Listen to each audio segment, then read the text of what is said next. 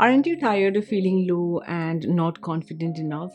Not able to be like those cool people you admire or envy, no matter how much you try to appear cool and confident on the surface? Every morning, you bring yourself to stand in front of the mirror and fake that smile and say, you are the most confident person today. Because you heard somewhere or you read somewhere that doing this helps. And you see someone staring right back at you with that mocking smile because she does not believe a single word you just said. Affirmations are a great way to feel good, but sometimes in situations like this, it does not work. Especially for me, it just does not work. I personally think that being confident or not all comes from practice.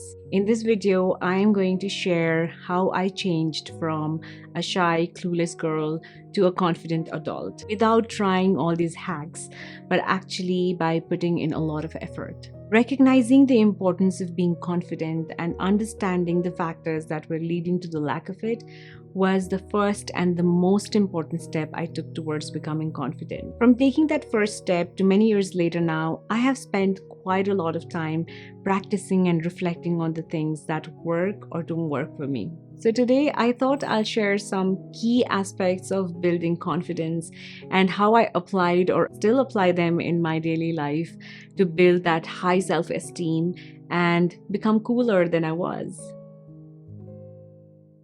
We all want to be confident, but growing up, I thought that confidence was not for all, and I had made my peace with it. But sometimes I would get frustrated and start using words like, I am pathetic, I suck, or people think that I'm weird.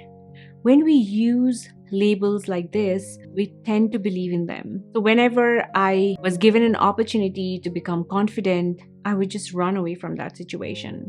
The first thing I noticed was the words that I was using were impacting my life and driving my actions more than I thought, even when I was using them out of frustration and didn't mean it at that time. So slowly I thought that I should make a conscious effort to not use these words, and that is when I realized that I was using these negative words to label myself more often than I thought.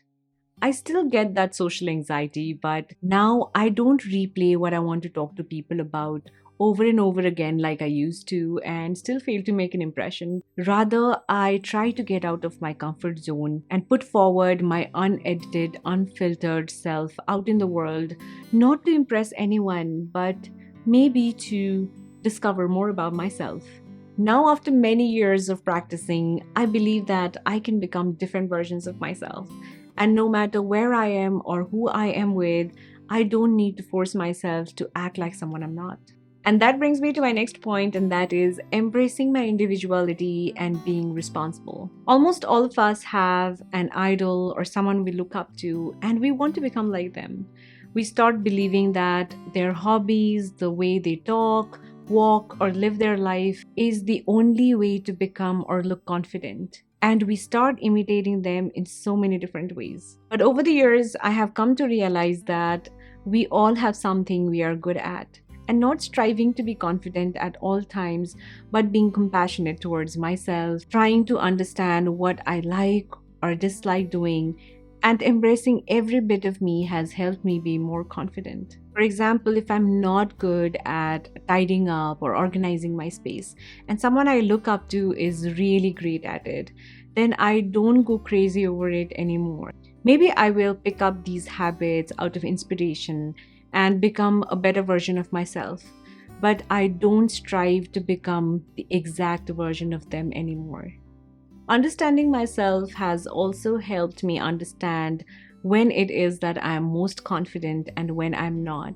Balancing things out rather than cursing myself for not being confident enough at all times, if that's even possible, has been the most important factor in helping me figure out my individuality and love who I am. Number 3, practicing personal integrity. I'm not talking about integrity in general. Here, I'm talking about doing the things that we say we would do. For a man to conquer himself is the first and the noblest of all victories, said Stoic philosopher Plato. If I'm not disciplined enough to value my beliefs and act against it in my daily life, my mind will not honor any plans that I make to be a better version of myself, be it working towards being confident or anything else. In theory, personal integrity is simple. You just need to follow these 4 steps: think, act, feel, and decide. But it's not so simple when you actually put it into practice. When you identify what triggers you to act nervous, you can work on yourself to make things better. Like maybe deciding to dress up well, exercise, or put an effort to say hi or smile at people. And you actually go ahead and do it and analyze how you feel afterwards. If anything that you have planned and acted upon feels good, then you keep it. If not, you try other ways, because what you think will work does not always have to work, and you should be okay with it. When you honor your plans and thoughts, your brain will help you do it over and over again to achieve your goals. And you have the power to create your own personal reality, different than what it is right now. Number 4, getting out of that victim-based mindset. Sometimes you find yourself in bad situations, like maybe your boss is directly or indirectly trying to tell you that he or she dislikes you. Your spouse or your partner is always fighting with you, and your friends never invite you to their parties.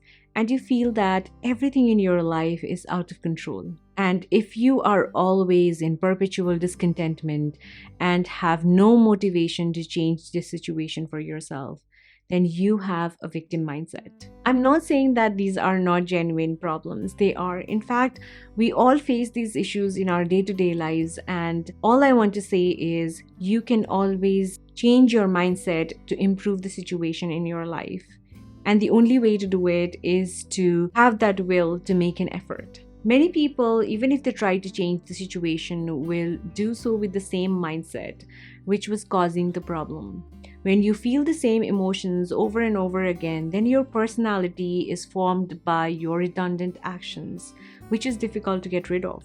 Saying things like, it's because of what happened that I was not able to work on the project with my colleague, or I want to lose weight and stay fit, but I'm so busy and I don't have time to cook at home or work out, is going to produce the same emotions and same results because you are repeating the same actions mentally. Instead, you need to divert these thoughts from them to me. What can I do to make things better for myself and get out of this redundancy, and then act? Also remember that you don't want to do this because you want a validation or a pat on your back, but you want to do this because you don't want to live your life in discontentment. It's not easy to get out of this mindset of blaming others for your situations, and until you consciously make an effort to first identify that you have a victim mindset and then push yourself to get out of it, things will not change. Our brain is not affected much by what we are thinking or feeling, but by what we are becoming through our actions.